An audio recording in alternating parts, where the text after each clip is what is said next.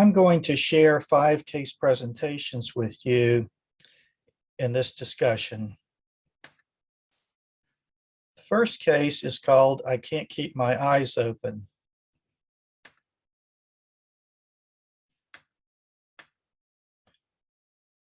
This is a 17-year-old male who first noted ptosis around the age of 12, but it had gotten worse in the past 2 years.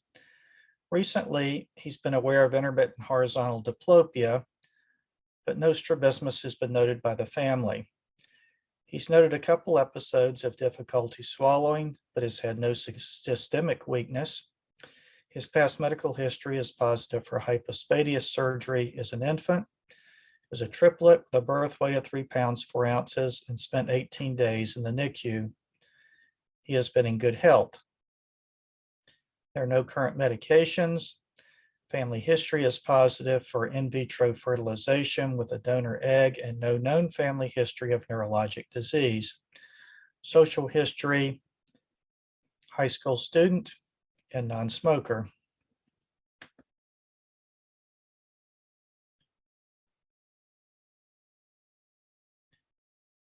On examination, the patient had ptosis and ophthalmoplegia, otherwise a normal neurology evaluation.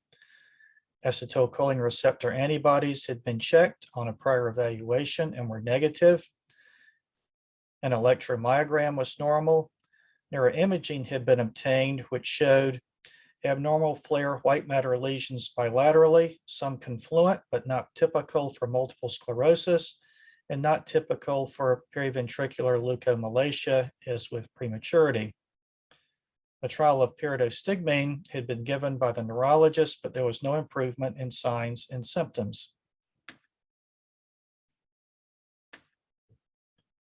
On examination, visual acuity was 20/30, best corrected bilaterally with this refractive error. There was a bilateral upper lid ptosis with an upper margin reflex distance of 1 millimeter in the right eye and 0.5 millimeters in the left.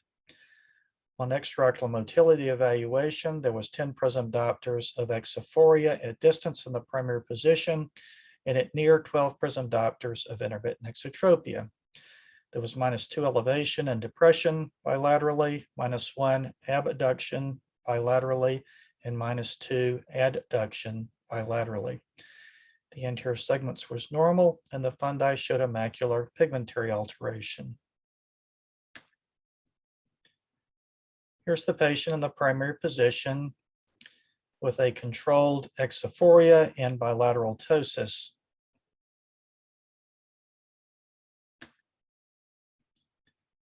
There was limitation of adduction greater than abduction bilaterally.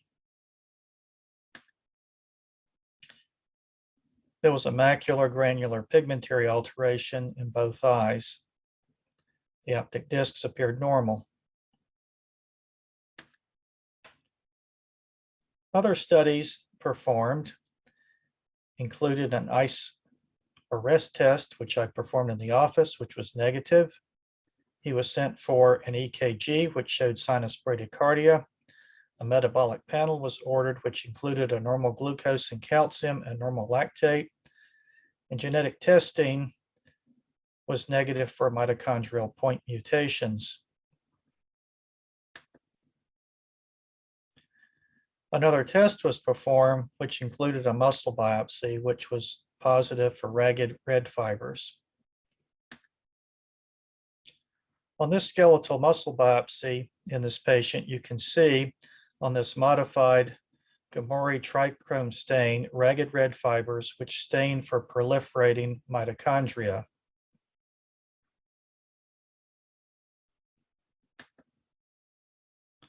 And on this cytochrome C oxidase stain, there are weakly and non-staining muscle fibers indicating a loss of mitochondrial function.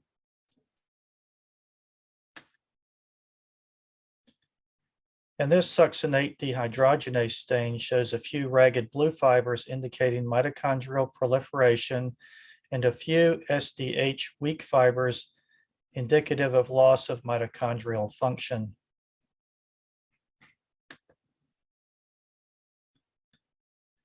The history and clinical examination and testing led to a diagnosis of progressive external ophthalmoplegia. Progressive external ophthalmoplegia is characterized by progressive ptosis and a diffuse symmetric reduction in ocular motility.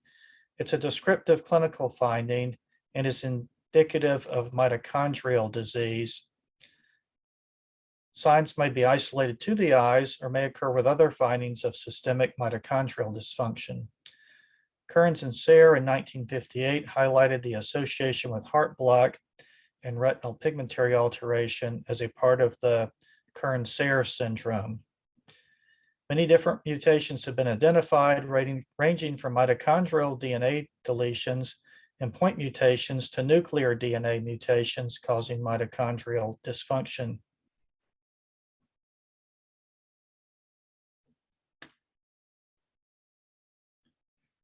This condition may present from early childhood to late adulthood.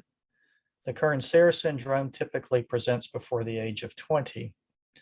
Progressive ptosis is usually the most notable clinical feature and generally precedes or develops concurrently with the ophthalmoplegia. Traditional teaching suggests that diplopia is rare. However, many studies show a high rate of strabismus, with exotropia being more common than vertical strabismus. Amblyopia is uncommon. A pigmentary retinopathy may be noted most commonly in the macula, but may also occur in the peripapillary region and equatorial region of the retina. Most patients retain good acuity in visual fields. A careful review of systems involving the cardiac, endocrine, hearing, and asking about dysphagia must be performed, including evaluation by an internist, neurologist, or geneticist familiar with this condition. At the other extreme, this is a patient who presented to me for an initial visit in his 70s for ptosis and retinitis pigmentosa. He was aligned but had completely absent motility. There were no notes in the past records indicating the ophthalmoplegia, but his findings were consistent with progressive external ophthalmoplegia.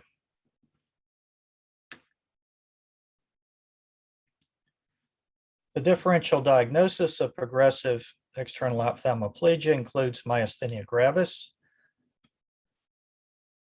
Wernicke encephalopathy, thyroid eye disease, progressive supranuclear palsy, the Miller-Fisher syndrome, congenital fibrosis syndrome, chronic use of nucleoside reverse transcriptase inhibitors for HIV infection, and statins for hyperlipidemia.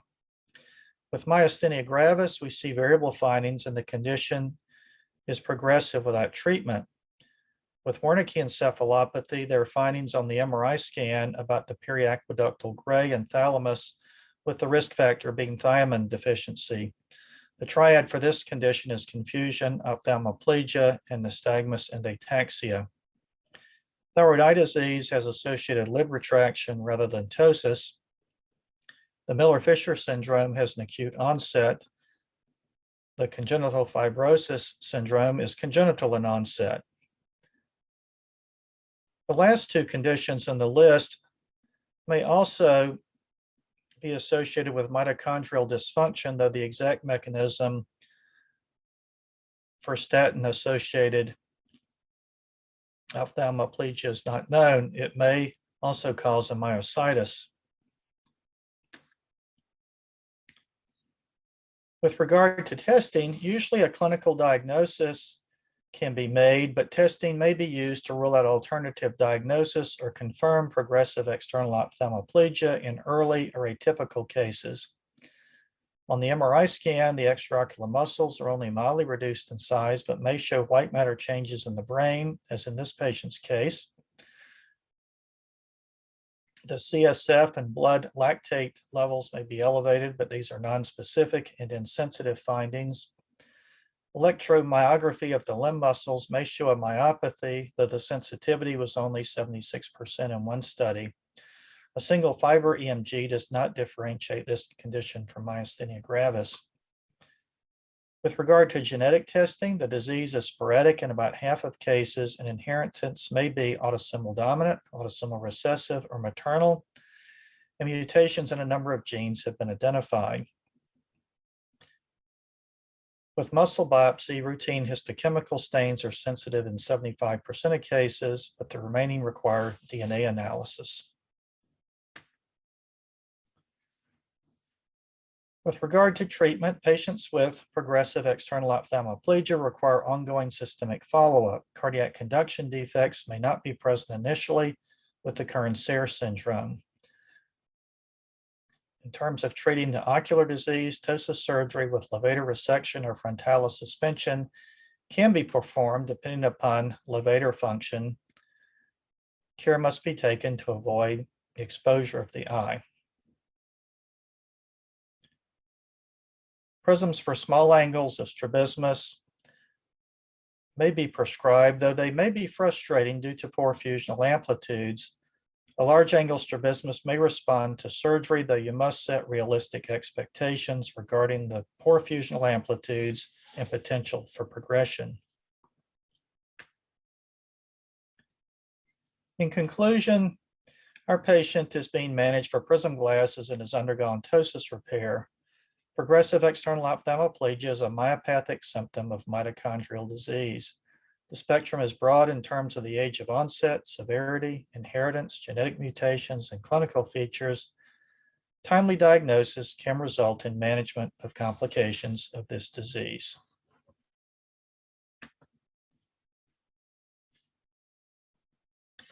The second case is one of blurred vision and headaches. This was a 13-year-old female with a BMI of 37.8 who presented to the emergency room with a several-week history of severe headaches and decreased vision, more in the right than the left eye. She had been taking doxycycline for the past 3 months for acne. On evaluation, a head MRI scan was normal other than showing a partially empty sella and flattening of the posterior globes, as seen in these images. There was no evidence of thrombosis on MRV scan. The lumbar puncture showed an elevated opening pressure of 55 centimeters of water and was otherwise normal, and neurology was consulted. The patient was diagnosed with intracranial hypertension secondary to doxycycline use and was placed on Diamox 500 milligrams BID. The doxycycline was held, and the patient was discharged for outpatient ophthalmology evaluation and neurology follow-up. On ophthalmological examination, the visual acuity was hand motion in the right eye and 2100 in the left. The confrontation visual field showed constriction bilaterally.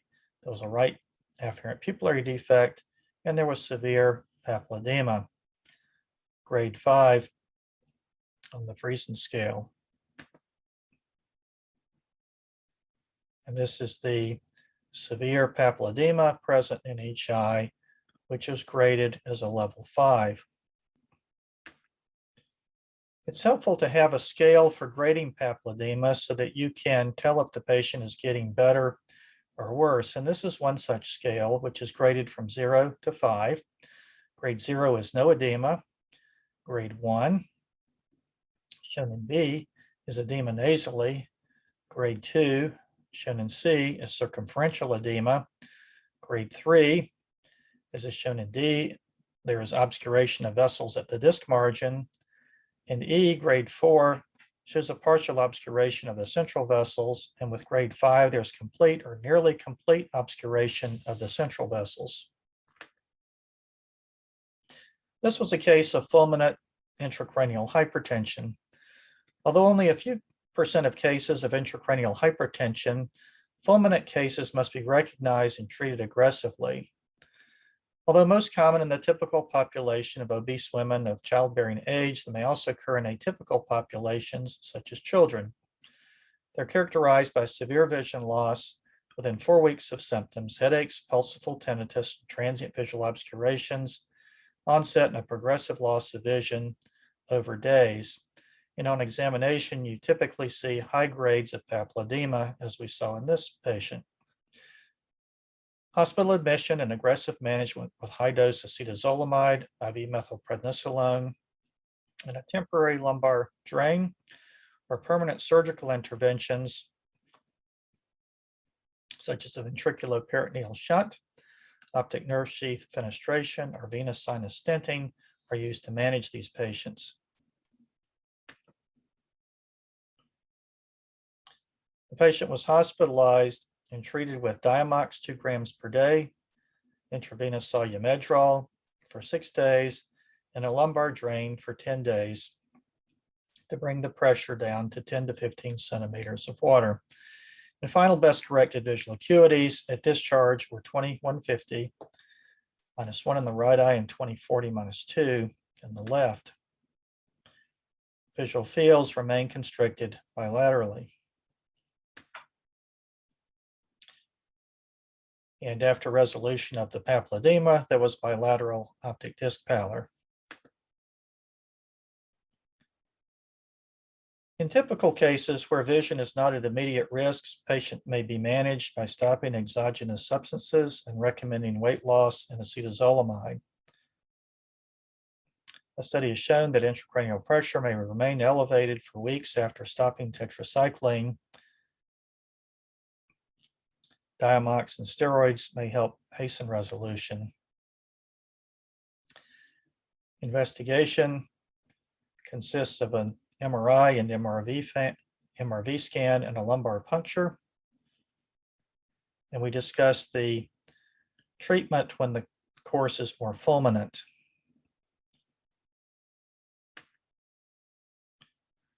The third case is one of ptosis and diplopia. This is a 37-year-old male who was diagnosed 12 years ago with hyperthyroidism. 2 years ago, he returned because of drooping lids and double vision. On examination, he was known to be proptotic, and thyroid function studies showed that he was hypothyroid. He was diagnosed with thyroid eye disease and treated with 2 courses of oral prednisone and orbital radiation,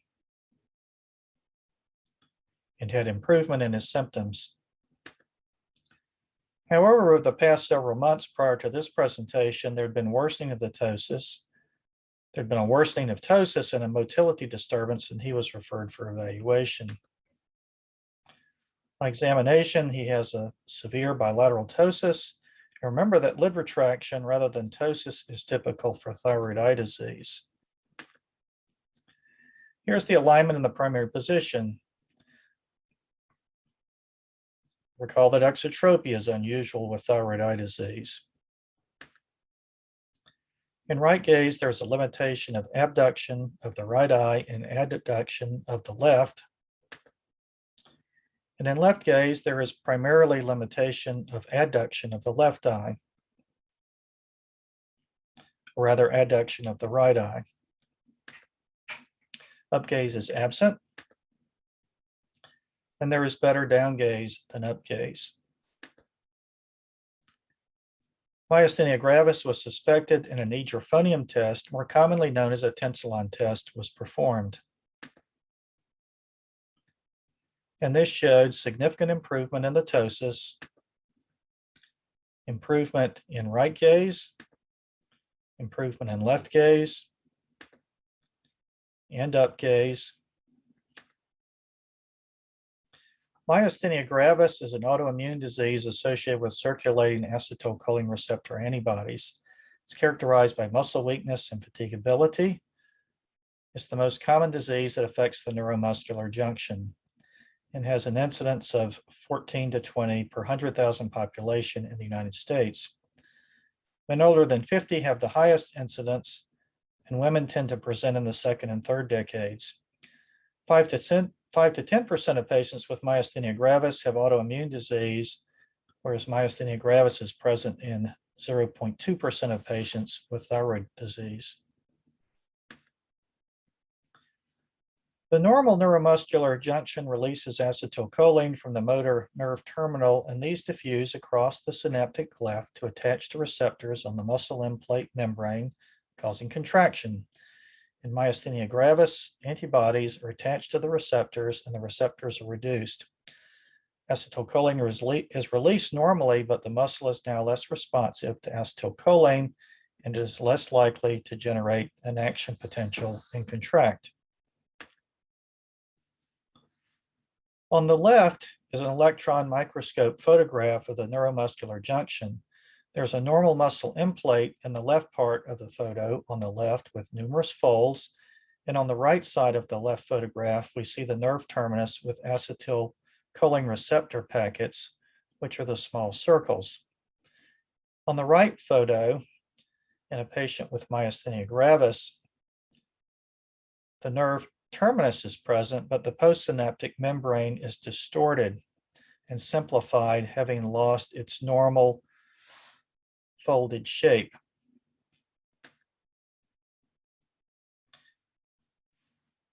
In up to 65% of patients, there are initially ocular symptoms, primarily diplopia and ptosis. 10 to 40% of cases remain restricted to the ocular muscles, but most of these will generalize during the first 2 years. Less than 25% present with bulbar weakness, such as slurred or nasal speech, hoarseness, difficulty breathing, or difficulty chewing or swallowing, and limb weakness is the least common initial complaint. Symptoms of myasthenia are best after awakening or after rest. And the clinical hallmark of myasthenia gravis is fatigable ptosis. On examination, you'll see fatigable ptosis or shifting ptosis. The ptosis may be brought out by having the patient look in sustained upgaze and waiting for the lids to fall. There may be orbicularis weakness present. You might see what looks like an isolated single muscle palsy, such as an inferior oblique paresis, which is unusual.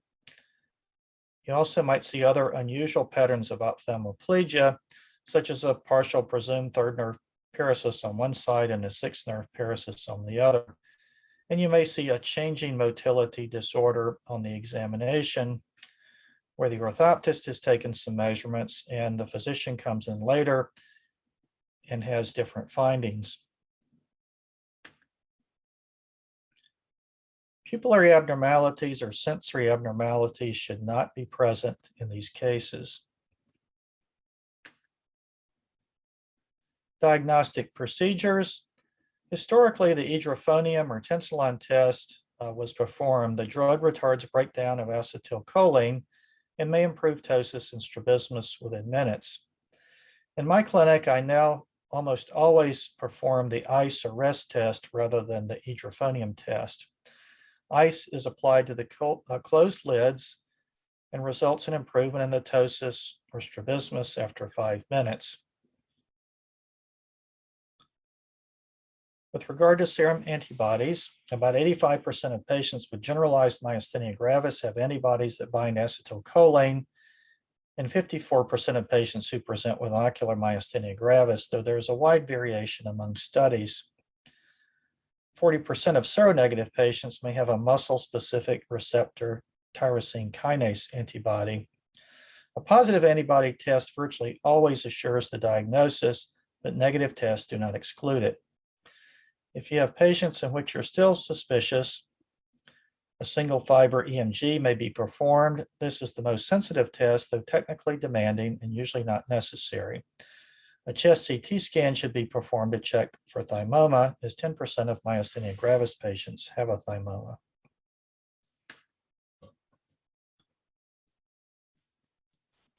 Although I may initiate treatment, I refer patients to a neurologist for management, since many of these patients may become generalized with time.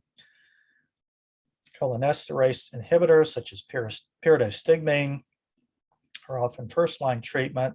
They retard the enzymatic hydrolysis of acetylcholine, so it persists and its effect is prolonged. However, GI side effects are common with this medication. Corticosteroids are often effective in treating ocular disease, and some start with a large dose and taper, and others start with a low dose and advance until it's effective. Side effects of prednisone are common with chronic use. Therefore, patients that are requiring large doses of prednisone chronically are often placed on other immunosuppressant drugs such as azathioprine, cyclosporin, mycophenolate, or cyclophosphamide. Plasma exchange may be used for acute exacerbations, and intravenous immune globulin can also be given with effects lasting weeks to months. Thymectomy should also be considered as needed. In terms of the outlook, most patients are improved with one or more treatment modalities, but spontaneous improvement or remissions may occur.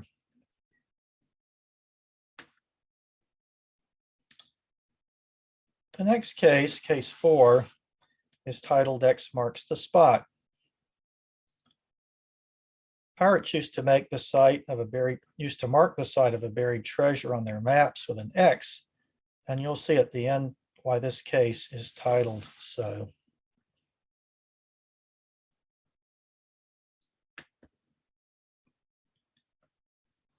A 4-year-old boy's parents report that he's been running into objects and holding books close for the past year. They've also noted jittering of his eyes during the same period of time over the past year. He had an eye exam 1 month earlier and was diagnosed with congenital nystagmus.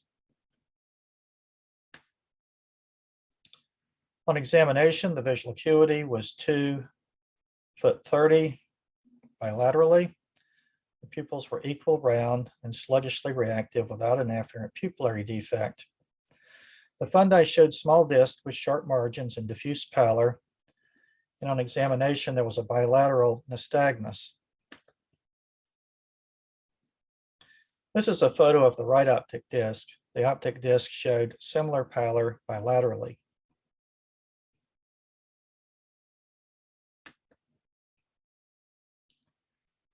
And this is a video of the nystagmus seen in this patient.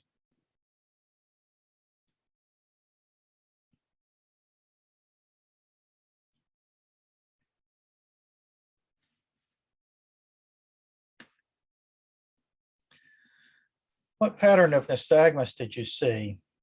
Was it infantile nystagmus, upbeat, downbeat, or seesaw nystagmus?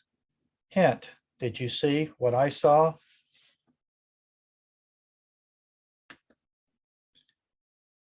This patient had seesaw nystagmus.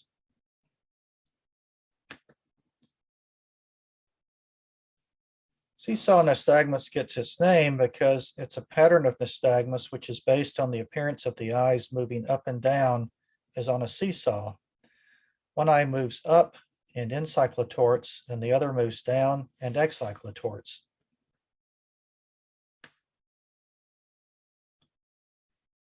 Here's another question. Seesaw nystagmus has been reported most commonly with which of the following?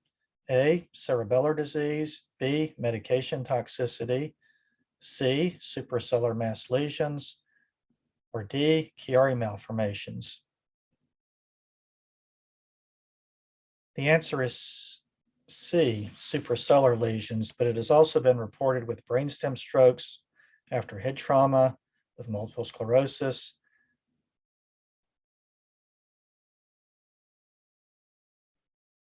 and Chiari malformation, but is most commonly seen with suprasellar mass lesions. Notably, chiasmal and suprasellar mass lesions can also present in children as spasmus nutans, a condition usually present in children 4 to 12 months of age, a rapid side-to-side pendular nystagmus which tends to worsen in one eye, which tends to be worse in one eye, and may be associated with torticollis or head nodding.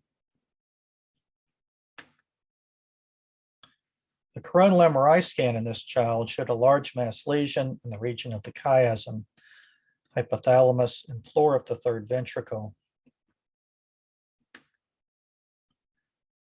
This is the axial view of this large mass.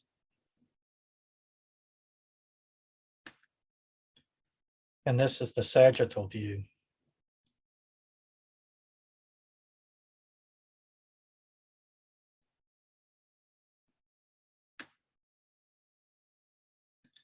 The patient was referred to a university neurosurgeon who was only able to partially resect the mass. He was unable to establish a plane between the tumor and optic chiasm.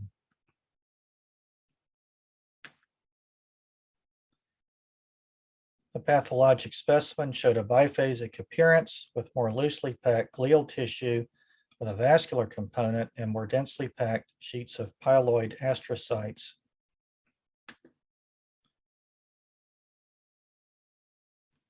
This photo shows pyeloid cells with fibrillary hair-like projections.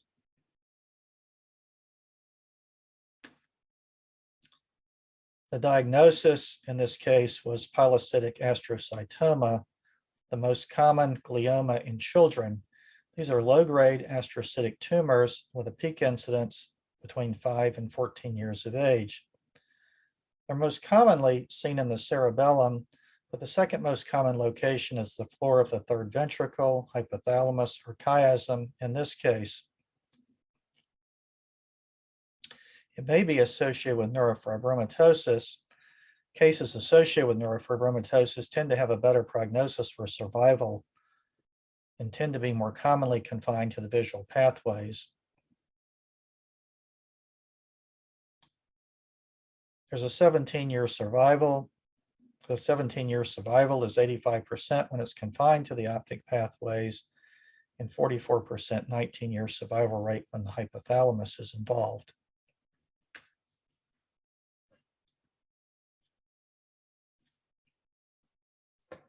Depending upon the size and location, management may consist of observation, surgical resection, radiation treatment, or chemotherapy. On the first postoperative day, unfortunately, this child showed signs of herniation and had an intracranial hemorrhage and edema. He underwent an emergent decompressive craniectomy, a bifrontal lobe resection, and had medical management of the elevated intracranial pressure, but was severely neurologically incapacitated afterwards.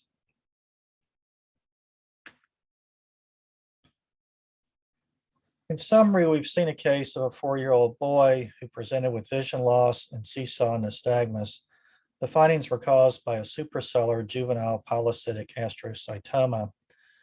The chiasm, the X-shaped connection of the optic nerves and tracts, derives its name from chi, the 22nd letter of the Greek alphabet, and was the clue to the site of the pathology in this case.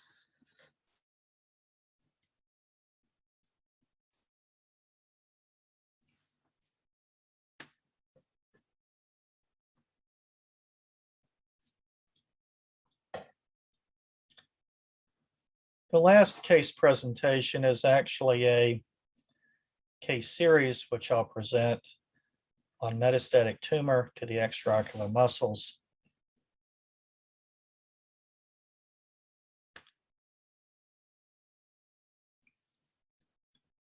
Case 1 is a 45-year-old female with a 3 months history of a nodule in the left lower lid. There was diplopia in extreme left gaze.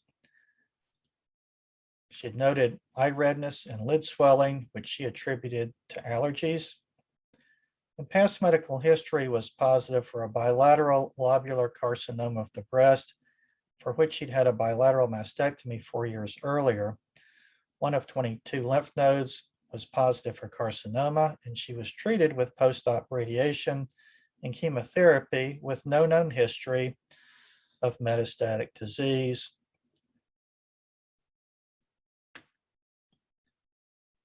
And here's an external photograph of this patient. Note there is mild conjunctival injection, and there was a mass palpable in the left lower lid, which you can't see in this photo. The small lesion you see on the right lower lid is incidental and benign.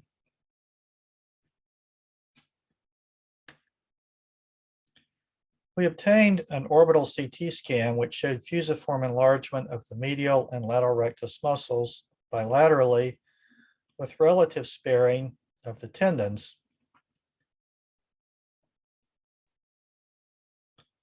This looks somewhat like the fusiform enlargement you might see with thyroid eye disease.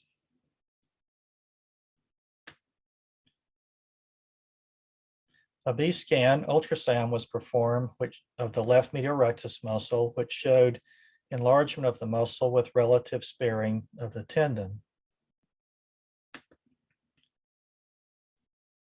An A scan of a cross-section of this thickened muscle showed low to medium internal reflectivity, which is atypical for thyroid eye disease.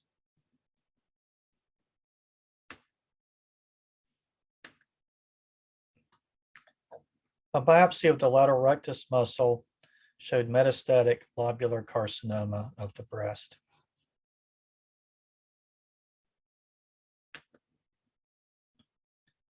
Case 2 is a 55-year-old female who presented with blurred vision, diplopia, and pain behind the right eye. She had a prior history of an abdominal cutaneous melanoma, which was resected 5 years earlier.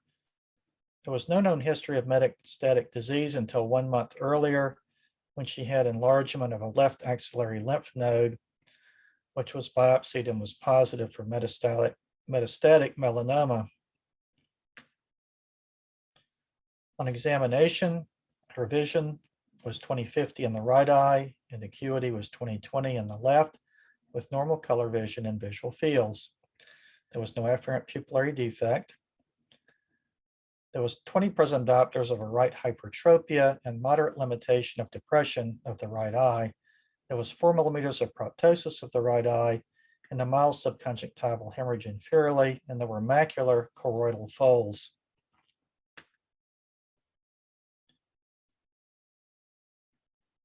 This coronal MRI scan shows an enlarged right inferior rectus muscle.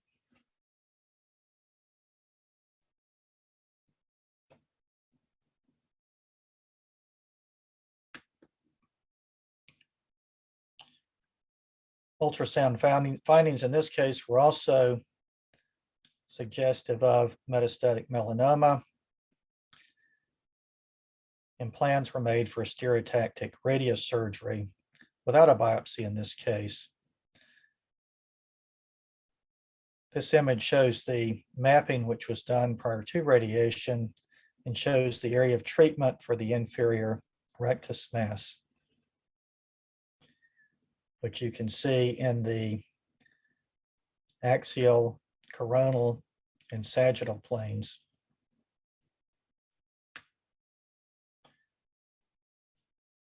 She did well after this treatment, but then 5 months later, she developed blurred vision in the left eye with visual acuity of 20/50 and a left afferent pupillary defect. There was recurrent diplopia and eccentric gaze with limited adduction of the left eye, and there was left optic disc edema with a splinter hemorrhage. Her MRI scan was repeated, and she now has a left medial rectus muscle mass seen on this axial MRI scan. And we now see planning for stereotactic radiosurgery of the left medial rectus muscle for presumed metastatic melanoma. After treatment, we see shrinkage of the tumor in both the right inferior rectus and left medial rectus muscles on this coronal MRI scan, and she had normal ocular motility and a good return of vision.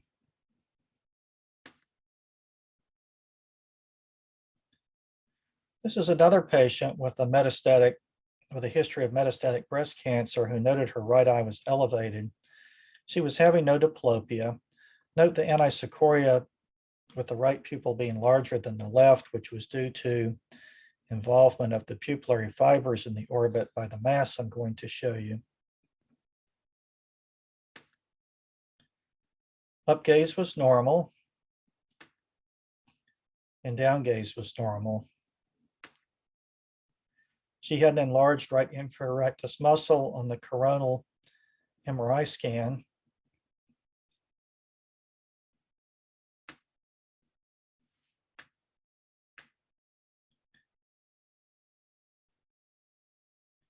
And here you see the enlarged inferior rectus muscle on the sagittal MRI scan.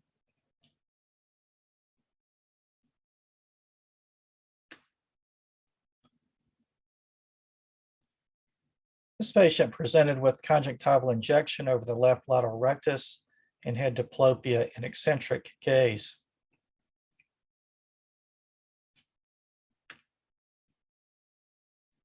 Here we see an enlargement of the left lateral rectus muscle.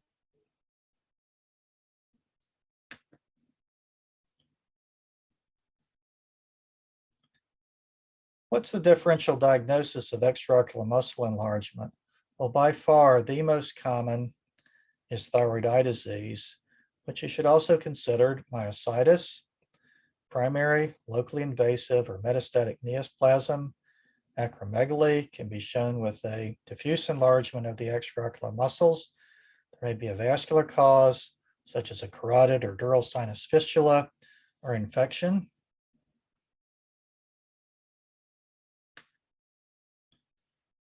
The seed and soil hypothesis says that metastases will spread to tissues with a supportive milieu. The striking predilection in the first case for metastases to all of the rectus muscles particularly supports this hypothesis, as well as in the second patient that I showed you where the tumor metastasized first to one rectus muscle and then months later to a rectus muscle in the fellow eye.